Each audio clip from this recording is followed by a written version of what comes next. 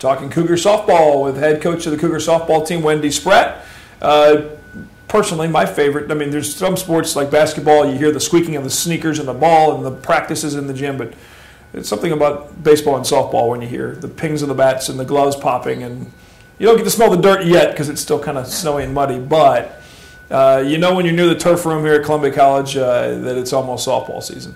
Yeah, we're really excited. Of course, it has to be warm a few days before we start practice when we could be outside. Right. And on Sunday, it's supposed to be 32 when we do start practice. Yeah, well, that's, wonderful world of Missouri. Unfortunately, you don't have the luxuries of some of the California schools or the Arizona schools where they're going nonstop. But for your squad coming in this season, 8 new players, some returning players. Obviously, we'll start in the circle. Jordan Crisp was your ace last year. She kind of took over from the reins from Valerie Teeter's 4 years here.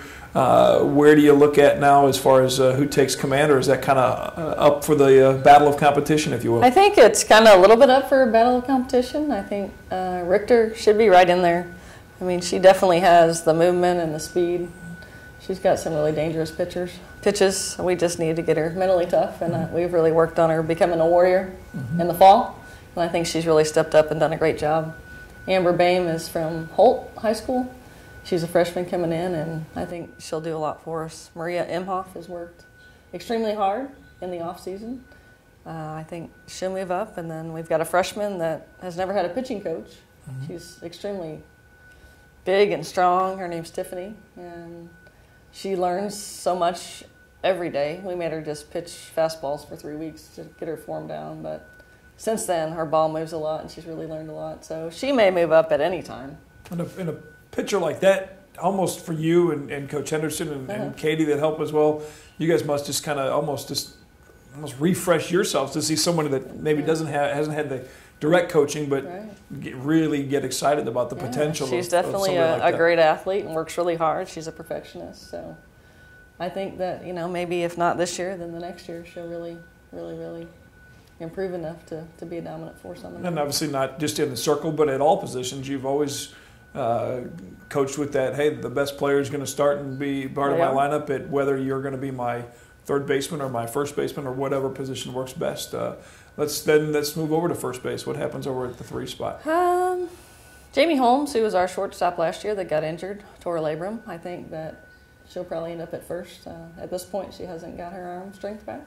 And that was an injury early in the season last year. The third date, so she got to redshirt, so she has another year of eligibility. That helps as far as that. So she'll be at first, and then second base will be Whitney Howell. Shortstop will be Kristen Eichen, and then Marley Hayes will return at third base. And she's tied with? I think she had 7 home runs last year. Was tied with Jessica. She's just been fantastic for you at third base in the 2 years out of Jeff City. And more power, I'm assuming, the bigger she gets. Definitely, and I think, we've really worked on her mental toughness as well. I think, when she's having a great day, she has a great day. And when she struggles a little bit, it affects her next at bat. We've really worked on that. I mean, she was one of our leading hitters, and we expect even more from her this year. And then behind the plate, let's go to your catcher. I think probably at this point, the front runner is Taylor Atwood. She's a transfer for us, and she was injured a little bit in the fall, so didn't get to play. But as long as she's healthy, I think she's definitely our number 1. She calls a great game, has a great arm. And then probably after that would be a toss-up between Brittany and Jessica Hardy. And obviously Hardy can bat for you in that flex spot. And again, anybody that saw her play a year ago out of Sedalia, and Timmy can know that she can certainly hit the long ball, that's for sure. She can. She did a great job, really, mostly as a DP until Tori got hurt, and then she filled in behind the plate. So we know that she can do both. It's just a matter of who's performing well at the time. And then out in your outfield? Outfield, Chelsea Crane will be in left field. Karina will wrap up probably most of the time. Center field, she's got great range, great speed, great read on the ball. And then in right field, there's probably 4 people vying for that position at this point. Hannah Taylor, Kelsey J. Hughes from Kirksville. Who else is there?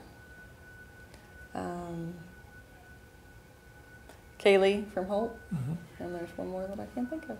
But and that's got to be in some regard too. Obviously, when you have that energizes the practices a little bit more when you know there's more than just one or two competing for a position. You get several, and there is, and that what I gave you starting lineup. We have very versatile players, and I can move people around at any point in time, and that's just where I see things after the fall season and how everybody played. And, and then obviously, at any time, we're going to put the people in. Our defense has always been solid. Our pitching's been solid.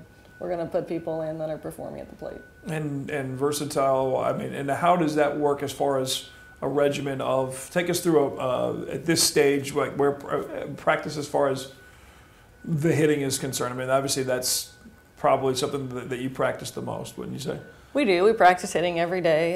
It's great. Our turf room is small, but we hit live in there, so we get to hit immediately after the first couple of weeks against live pitching. So, and hopefully we'll get outside before we travel. So yeah, hitting in practice tells us who's going to start and who's going to be in the lineup, and then who's producing. Because a lot of times people produce in practice, and we get to game time and they don't produce.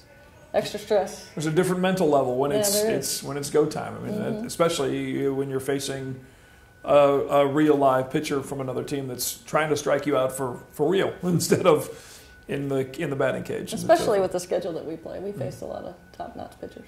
And the same on the schedule. We'll talk about a little bit of how the schedule is set up for you. I know you do a lot of obviously travel early in the year because most of these fields here are too wet and covered in snow to be operable. So we'll come back, talk a little bit about the schedule for Wendy Spratt's Cougars as they get ready for some winter practice. And before you know it, it'll be April, and we'll be starting the games for real at an Timmy Black. The full schedule and the roster to meet the new players online at ColumbiaCougars.com. Back with Coach Spratt after this. You're watching Cougar Coaches Show on Mediacom Channel 22.